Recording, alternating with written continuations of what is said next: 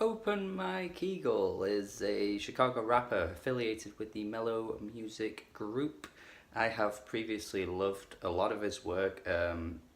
Dark Comedy, really good album. The special episode of EP, which was hilarious. And then last year, the Brick Body Kids Still Daydream album, which is probably his best album to date and easily one of the best rap albums of the decade, bar none. He also had the Hella Personal Film Festival album, which a lot of people didn't really take to that much, but honestly, again, for the year it came out, it was a highlight in the hip hop genre for me. I just think it was a really good rap album, a lot of great features on there, a lot of good hooks.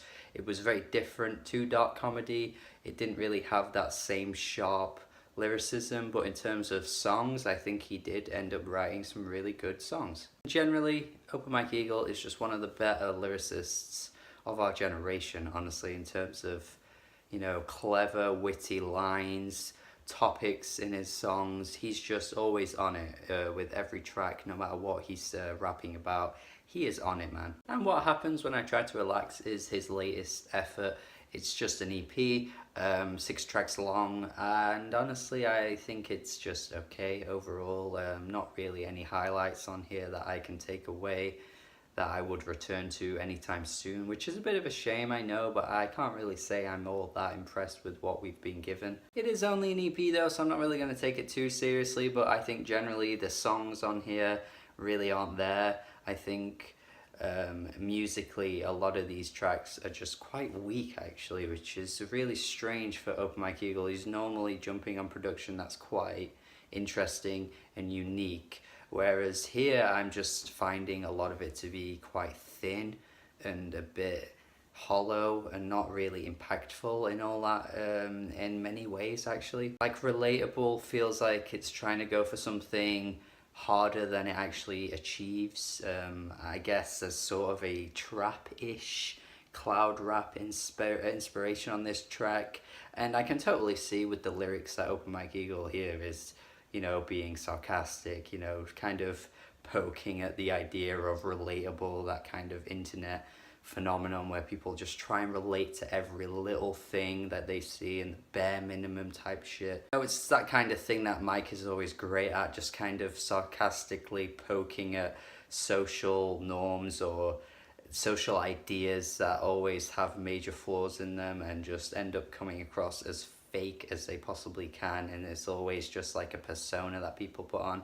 Mike is always great at stabbing into those topics, but musically, I don't care about this song. Like, I think the beat is so weak. I think it's one of the weakest beats I've heard him jump on, like, ever. I know that's really, like, harsh criticism, but honestly don't care for this beat at all. Couldn't imagine a scenario where I'd ever want to listen to this track again, and the same goes for the closing track, which I swear is almost the exact same song in terms of the beat and the sort of structure of it. Again, this just doesn't fit his style at all. I don't think he's a rapper that should be doing this kind of thing. Good to see him trying new things for sure, but yeah, like, it just hasn't really paid off, I don't think. Southside Eagle is more of his kind of lane, I'd say, like that kind of soft, whispery type production that's quite airy and quite thin, but has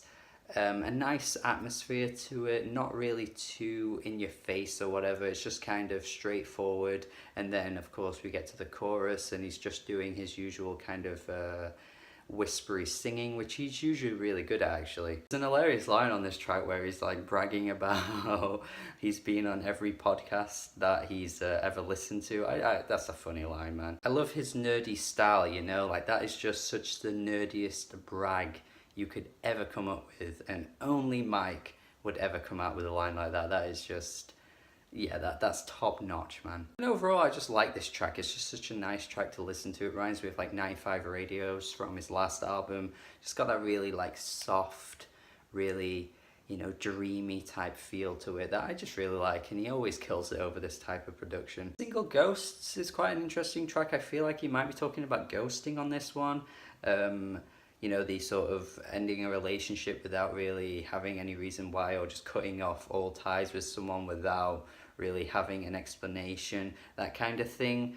It seems as though that's what he's talking about. I'm not entirely sure if he's talking about it from his perspective, it's happened to him, or he's talking about doing it to someone else.